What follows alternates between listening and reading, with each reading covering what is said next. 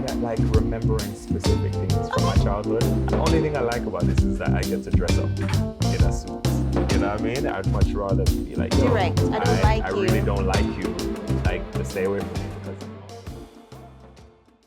So you're back and forth, and then one day you just decide, I'm here. How did it go? You went back to the UK first. Yeah, I went back to the UK because I didn't have a visa to stay in the States. So I was like, all right, cool. I'm going to figure it out now. I'm now an adult. I know what I want to do. I know the environment I want to work in. So like I went back to the UK and I was there for maybe 8 months or 6 to 8 months. And I was like, all right, cool, time to go. And I felt like I was back in this place of like it was familiar in terms of my family and friends are there, but it still felt like I've been exposed to this thing and now I need to figure out how that fits in the UK. And yeah, I tried to like apply for a couple jobs over there and I was like, yeah, even if I got these jobs, it's not where I want to be. You know what I mean? So I was like, I started talking to Andre. Andre pops up a lot because we've been in 3 different cities together, London, then New York, then here. And yeah, I started talking to him and he was headhunted for a company that was based in Jamaica from his company, from Gartner that he used to work with in the States. And then he was just like, yeah, I'm gonna see what Jamaica's like. And it's like, actually, I've been thinking about that as well, you know? So we started like doing a little plotting of where we're gonna be. And he was a little bit more familiar with the living space in Jamaica as opposed to I was more familiar with family and my little nomad life. But yeah, so we started talking about it and it just so happened that I was coming here for a funeral. And I came here and I was with my mom and my gran and we spent a month here. And as we were about to leave, I said to them, guys, I think I'm gonna stay. And my mom's like, no, you're not. She's like, this place where people are just dying left, right, and center? No. I'm like, Mom, come on. I haven't lived at home for so long. So like, let me just try and figure it out. And, you know, she trusts me and she knows that I'm not gonna have no bad company, even though to this day. You're grown. No, but I think we've seen examples in the family. So I think she was scared of me kind of going down that route. You know what I mean? But at the same time, like, you know, in family, like she left when I was young. She's now in protection mode. So I kind of understood where she was coming from. But yeah, at the same time, I'm grown, you know, like this is what I want to do. Yeah, and I think also she knew that I was probably like, I was into the arts and she's never had the experience in Jamaica. So it's like, what are you going to do here? You know what I mean? So yeah, I convinced them and I stayed with my sister for a little bit. And then Andre and I got a place in New Kingston and then I started working on like graphic design and stuff because I was doing a bit of that in the States. Yeah, so I decided to let's approach a couple companies and then do their web design and the graphic design because I just knew how to do that from the Street Gypsies and I was trying to do every single job in the States as possible so I could make some money to survive. So yeah, so it kind of the instinct of survival kind of kicked in, you know, and I had to the pound was running out, so I now had to figure it out. Yeah, so yeah, I started doing that, and then eventually that led to fashion. That's incredible. So, how many years was it between when you left and when you finally decided to come back? Yeah, for good? I think maybe like 22 years. Wow, that's somebody's lifetime. That's a lifetime. Yeah. Yeah, and all I knew was UK and a bit of America. Like I knew nothing about Jamaica. Yeah. Nothing. So yeah, it was a lifetime apart. Are you brave? Like, yes. Do you think you're brave? Yeah, you're brave. Yeah. I think so. So when you make a decision like that, do you think it's mostly because I want this or I do not want this? I think it was more of I was trying to find myself. I was really trying to identify with the stuff that I've seen over the last couple of years. Really trying to kind of hone in as to what I actually want. Like I felt like that ease or familiarity of like smelling the food again and seeing greenery and the beach and all that kind of stuff. It felt very nostalgic. I felt like also I was around black people. That was huge for me.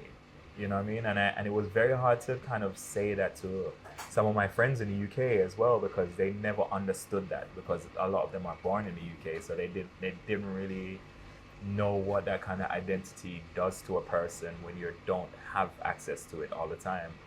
But I think with me as well, like I'm very hard headed as well. So I'm like, if I don't know it, I will figure it out.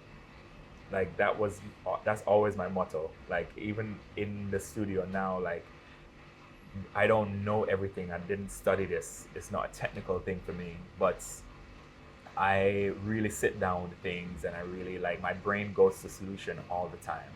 You know what I mean? So it's hard for me to kind of sit in problems a lot. Huh. Yeah. Yeah, like that was my kind of coming back realization, like, oh, this feels good. Yeah. Yeah. That's amazing. Yeah. So at what point, right, you got interviewed by like Profile? Mm-hmm. That's like some people's dream in life in Jamaica. How did that come about?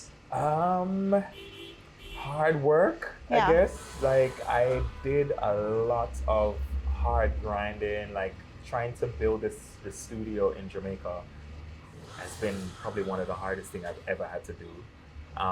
Trying to get people to understand what it is that I'm doing as well, and also to kind of work with people. I felt like it takes a lot out of you, and like you can't, like what I'm doing, you can't do by yourself. Like Right. it's not like I'm sitting behind a computer creating some graphics. Like I have to interact with people. I have to buy things from people, and Jamaica has this real issue with when it comes to service, feeling like nobody wants to serve. It feels like nobody wants to serve in Jamaica. You know what I mean? It feels like, as we were talking about earlier, everybody's a star. So they walk in and they have this very, you know what? I have a theory around that too. I think that's the food, the bag of stewed chicken and them things in the morning, that lends to after 11 o'clock, we're done. Itis kicks in. The people them are like, Yeah, if the customer service was "What you at doing 3, we here?" turn it down Yeah, to 0 like because 0. run out. Yeah, like people don't have that kind of, that's a theory, but also like it shows in everywhere I've been. Like the Jamaican service is something that we really need to hone into, and that's something that I try to do here as well. Just making sure that we approach it differently. You know what I mean? But going back to Profile, like I think it took us all the hard work and so quick. Like as I said, I'm a fast learner, and also I'm a go-getter, and I think it just what I've done here in such a short space of time, I think that kind of was a testament to a lot of things. And just I'm Archie, as we've always had this conversation, like because we were friends before, and we've always kind of like there's something that you're doing here that is causing a change, in a way where it's kind of culture shifting, and we always just talk about those kind of things. So I think I started doing a lot of interviews with like the TVJ and all them people, and I think it was like snippets of my story, and I think he just wanted to kind of dive a little bit deeper. So he was like, you know what, like this makes sense. I think to a lot of people it probably didn't make sense, because it's like this is not something that you've been doing for 25 years. And I'll be like, actually, it is. I've been doing this for longer, and it's just because you've just seen a small snippet of it. Also, you look very young. And also that. You look very young. Even with a little beard. With a little beard, even with a gray mix. Yeah. Yeah, like I've been doing this for a while. You know what I mean? I've been putting in the work, and like I felt like I was also articulate about what I wanted to do, as well. And yeah, as I said, like it's been snippets of the story being told, and I think he just wanted to kind of have to go back a little bit. Similar to what we're doing now, this kind of like, what's the full story? And fun fact, we actually were like, we didn't get to finish. We didn't get to even come up to date. I had to speed up because we didn't have time. Partially because I talk a lot. Sometimes when I'm really talking about my story, I feel like there's so many layers to it that if you're missing something, it's gonna feel like a missing part. So I kind of tried to tie it together as much as possible. So yeah, profile was like a huge thing for me. Like I didn't really realize the magnitude until after. Like I did not That show is realize. sacred in Yeah, yeah, Jamaican yeah, space. yeah. I did not realize, Yeah. but it felt like home. Like it felt like I was just talking to a friend. Um, I feel It like kind of was though. yeah, yeah. It definitely kind of was for sure. But yeah, we're like we didn't really get to tell the story of after you came back. You know what I mean? So I guess we're doing that now. So let's talk about it. Tribe Yes. 9. What is Tribe 9? What does it mean? You're wearing your hat Yeah, with your logo with 9 dots. What's it about? So as I said, like when I was young, from community was always such an important part of me. I was surrounded by it, and when I decided I was gonna have a company, it was surrounded by like, how can I not do this by myself? How can I get people that I know and trust and love to kind of come into this space and create with me, like co-creators. You know what I mean? So like that's where the tribe comes from. I've always kind of wanted to have a tribe around me, like a strong tribe that meant something and represents something. And then the 9 is like a number I've always seen growing up. I remember like I used to have these weird dreams, like reoccurring dreams, and I always used to see the number 9 as well. And I'm like, I see this number 9 when I'm walking around, and I see it in my dreams. Like, what does that mean? You know what I mean? So I started researching. So you bought cash pot? I didn't. I wish I did. Actually. Didn't. Yeah. But yeah, so like the 9 just kind of something that was always around me. And then when I started Tribe 9 in New York, because Tribe 9 didn't start as a fashion brand, it started as a graphic design. I wanted graphic design, web design. It was AI. It was no, not AI. It was kind of looking at like different disciplines within the graphic world or marketing world, like what that would look like. And I was like, all right, cool. It's gonna be Tribe 9, and we're gonna represent 9 different disciplines in that industry. Yeah, and then I started doing that, and I started roping people in, and then I started working for clients, and it was going good. Like I still have some of these clients up to this day calling me, and I'm like, oh, let me pass it to someone else, because I no longer do that. But yeah, it felt like I was building something, but then I started making things because I didn't have access to things when I was here. I was like, you know what? It kind of came full circle because I started sketching again, and I started making things because when I first moved here, Dexter was introduced to me as like, the guy that's like killing it in the industry and like. And by Dexter, you mean Dexter Pottinger? Dexter Pottinger, yeah. So everyone kind of was like, Troy, you need to meet Dexter, and the same thing to him. Dexter, you need to meet Troy. Like you guys are on the same wave as to what you want to do and how you want to lend to the industry. Obviously, he had been doing it a way longer than I have, but me doing it outside of Jamaica and already had those experiences. It just kind of it didn't feel new to him. Like it felt like, okay, cool, this person knows exactly what they're talking about, And a lot of people think that I started in fashion in Jamaica, but this is way, way beyond, you know what I mean? And yeah, like we had a lot of synergies. Like he was a dancer, then he started fashion, styling, makeup, all this kind of stuff. I didn't dabble in makeup because it didn't really interest me, but yeah, it just made sense for us to connect. And then he started taking me on set, and I kind of started learning the lay of the land. And yeah, like it just really started flourishing, and I'm like, you know what, fashion is where I actually need to be. So I remember distinctively, I went on Instagram because I had all the graphic design work on the Tribe 9 page and on Facebook, and I went on there and I just deleted everything. And my clients were calling me like, what's going on in you? Like, what? And I'm like, actually, I'm ready for something new now. You know what I mean? Like, I started making clothes for myself already. So I was like, people kept on asking me about it. So I started making things, and I was like, yeah, this is where I need to be. This is really where I need to be. So yeah, so I started. That's how Tribe 9 kind of became the fashion brand. Really, didn't start out as that at all. Um, and yeah, I started making things for people, and then it started getting around that this guy is here, and then Dexter and I we started this company called Country Come Town, and he showcased a part of it before when I was working with him at the Yellow Pages fashion show that used to happen in Devon House, and I used to be behind the scenes, and my life just kind of came alive in this space because I didn't really know how I was gonna do all the things that I wanted to do, and I think it just kind of I saw it right there. I saw different designers doing their thing, and I started meeting people, and I really started to understand what my purpose was. I was just like, okay, cool. This has been in my face for so long, and I've been ignoring it for so long. It's been since a childhood. Yeah. So this was finally like a moment where I was like, oh, I'm in a place with predominantly Black people. I'm in a space that I'm familiar with. The food is familiar. The people's mannerisms are familiar. I've been kind of honing all these fashion skills, and now I really get to put it into what I want it to be.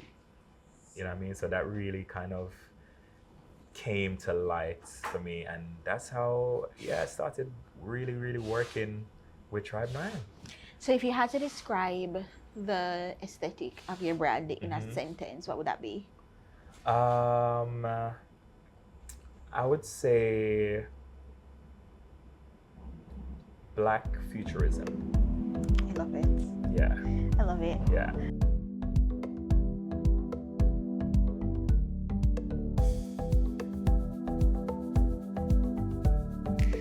All right, tell us some of the people you've worked with, and then you have to pick a favorite look. You have to pick a look that you styled, or even if you didn't style it, one of your pieces. Yeah. Ooh, that's so hard.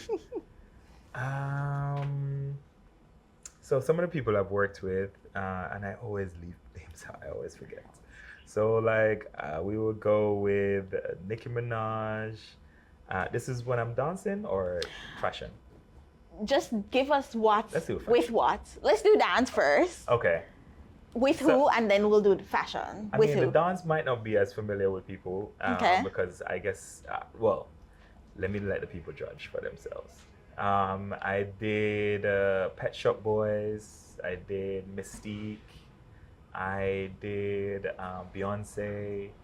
I did, we did a Missy Elliott show. I didn't dance for Missy, but we were on the same stage. So in my head, I danced for Missy, clearly. I did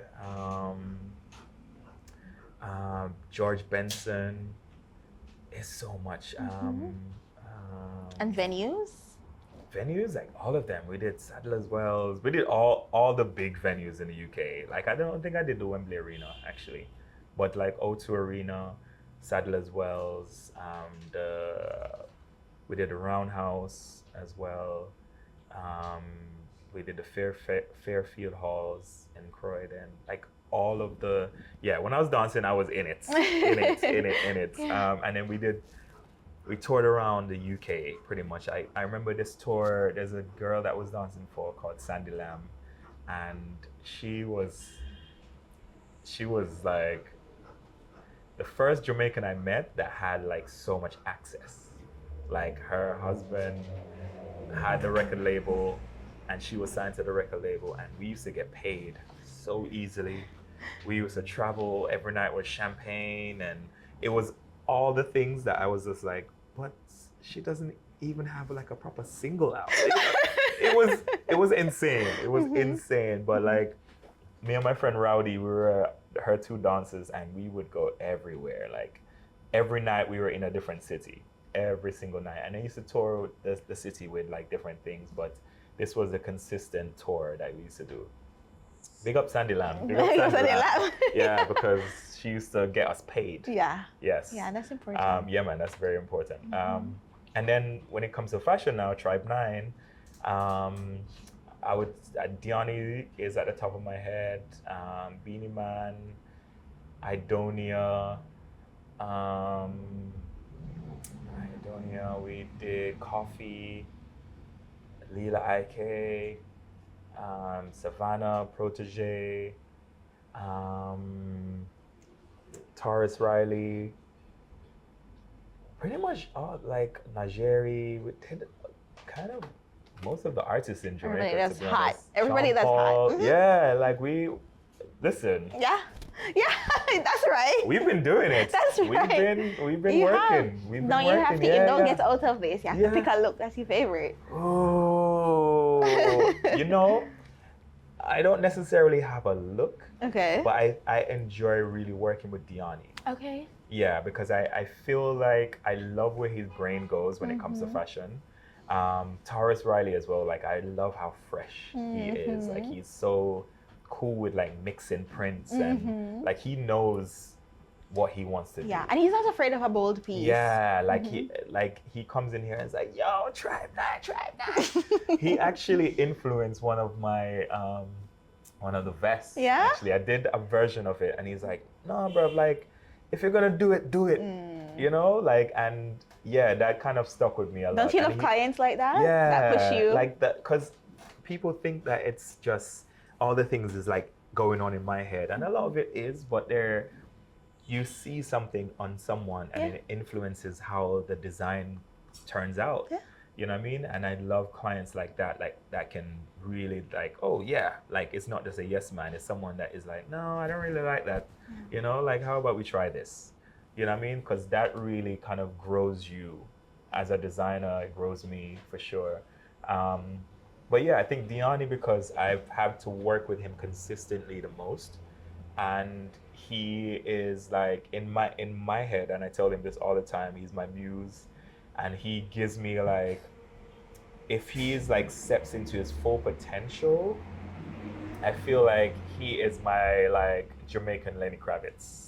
Like that's how huge I think I believe in the dude. Like I feel like he's a special one. And I love that you're able to say that. Yeah, Some people might actually feel it and not say it. Yeah, exactly. And then everybody's sitting on potential. Yeah, because man. if Exactly. I don't say it, then how are we actually gonna achieve that?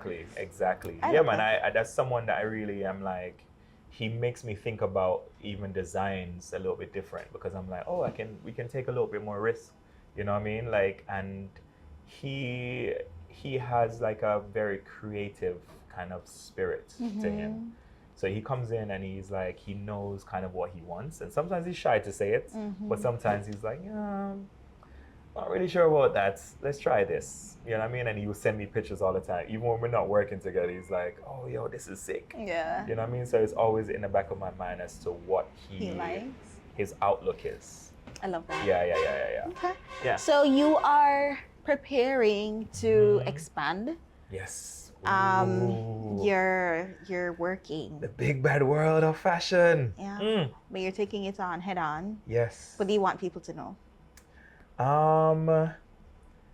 I really want people to kind of see the kind of breadth of Tribe 9.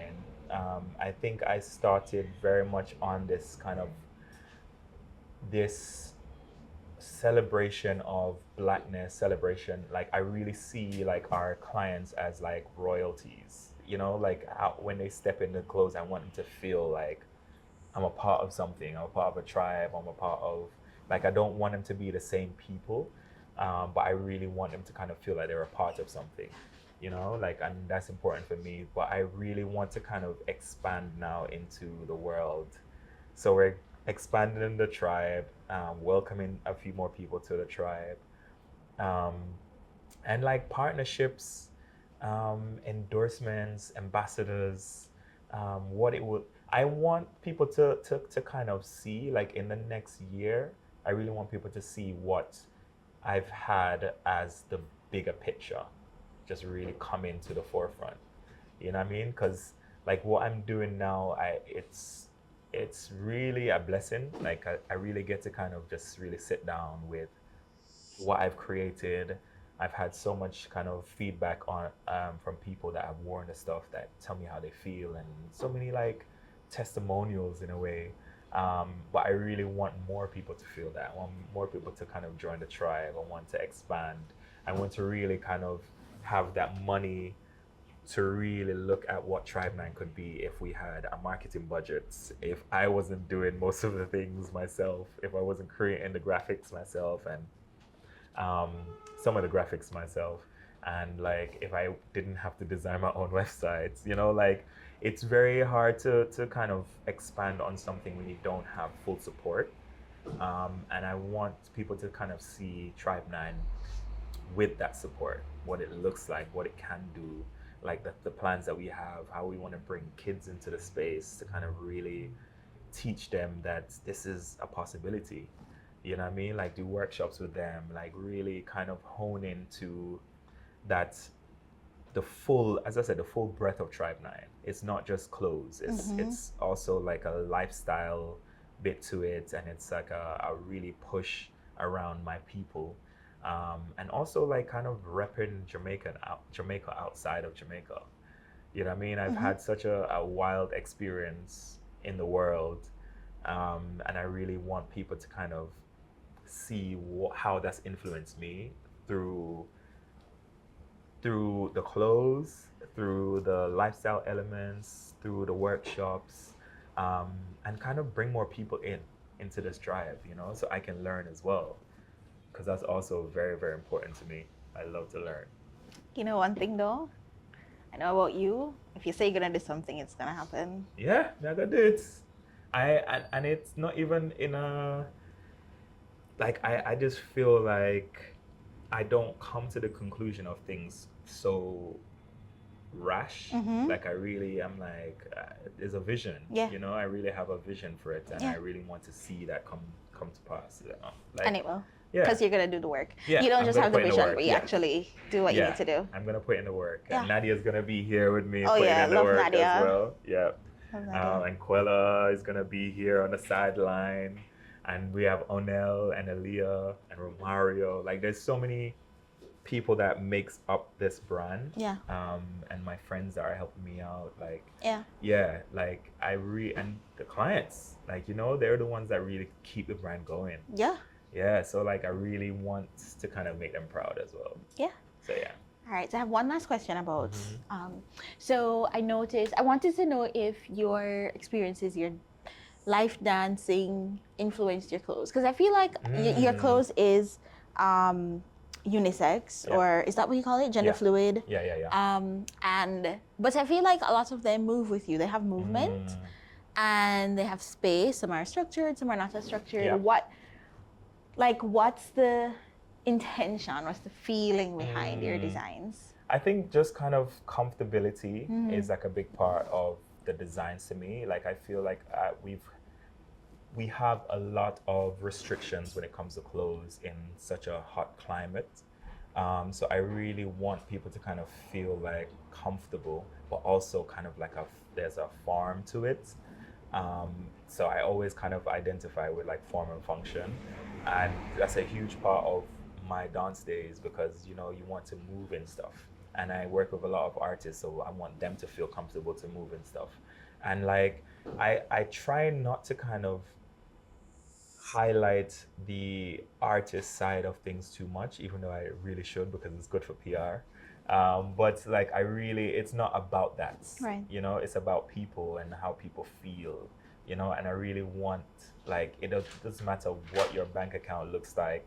And it's why I'm kind of working on our production right now to kind of, you know, look at a tier system in Tribe 9 to kind of, you know, get to a bit more people, so they can afford the things a little bit more, because I'm very conscious of Jamaica as well. But right now our production, you know, is limited and all that kind of stuff. But yeah, like I really want people to kind of feel like at home in Tribe 9. I want it to feel like second skin, you know, like an armor, in a way. Like I want them to go out and feel so comfortable that they can do whatever they want to do, and confident enough to do whatever they want to do. I see it. Every design, I don't think there's anything I've seen that looks like it doesn't make sense. Like, and it's okay for clothes to just be very couture and to be very like, I want to look at it and admire it, but I feel like anything you put on, you can go have your day in it. If it's a beach day or a work day or a mom day or whatever, it just looks like I can do what I need to do in this and still feel great in it. That's and make a important for me. statement. That's definitely important for me because I think a lot of people also see Tribe 9 to the full extent when it's on bodies. So sometimes, I don't want to put things on rack. I want to put them on bodies for you to really see what it looks like and what it feels like, So people are a huge part of this journey that I'm on, and I really want them to kind of feel like they're a part of it. And I want Jamaica to be in the forefront of it, Yeah, that's amazing. Yeah. So I have one last question, and we ask everybody this. Okay. So it's about returning home. Right. And I ask for 3 tips for anybody who's returning home after a long time away. What are your 3 tips for people? Ooh. I think if you're returning home, definitely try to find something that you've acquired in the world outside of Jamaica and bring it here. So I definitely feel like it's important for you to kind of have your stamp and don't come here and conform to what's happening. Come here and really push the boundary a little bit. So definitely like that, I think is like up there for me. Really explore the island. Explore the island. There's so much things that influences you here. There's so many things that can lend to your comfortability here, because I think a lot of us come here and we settle in one place and that place becomes everything that we know, and then we start complaining that there's nothing else. Really start to explore the island, and another thing is take the time to really get to know the people. If you haven't been here for a while, I think you would have come to your conclusion as to who the people in Jamaica are, and really taking the time to sit down with people and really get to know their experiences. I think that is gonna really solidify why you come back here, because the people are what really drives the country. The creativity is from the people. And the sauce. And yes, the and the sauce. Yeah. Enough sauce. enough sauce. And also look out for the taxi drivers. Oh my God. I love that. That's an extra tip for you all. A very extra tip. All right. So I love everything that you shared. Is there anything else you want to say before we go? Start paying more attention to what's going on in Jamaica in terms of the things that you want. Start to look in Jamaica first before you go out, because I think a lot of people tend to think that doesn't exist. And then there's a lot of things here. When I first came here, I didn't realize that there was so much fashion designers here. So really paying attention to what is already here before you go elsewhere. Start spending your money a yard. Yeah. 100%. And if you don't have it, then Right. Yeah. No, but 100%. Yeah. We need it here too. Yeah, we need it. Yeah. Because it's the only way that this grows, you know? It's the only way that we can do more of this. There's a lot of people that don't feel like they're supported. So making people feel like they're supported means that you're pushing the country. And if you're returning here, or even if you appreciate your culture, that's what you would want. Yeah. I'm so happy. Troy's so cool. I'm not gonna lie, he's so cool. And he's doing amazing things for young creatives and just supporting the industry, both music, arts, people who do art, paintings and visual artists and fashion and stuff like that, and styling and design. And I'm really excited. I hope you all saw some of that greatness today. You can hear Nadia in the background. You can hear Nadia. That's a seamstress. Nadia works. It happens here. We produce here. We're really in this, okay? So you should come visit him downtown, near Water Street, and just Water Lane. Water Lane. Yeah. Correction, Water Lane. In the iconic F&B building. F&B building. Iconic. All right. So that's all this time. We'll see you next time on Repat Stories. Thank you. Thanks for having me. Yeah. All right.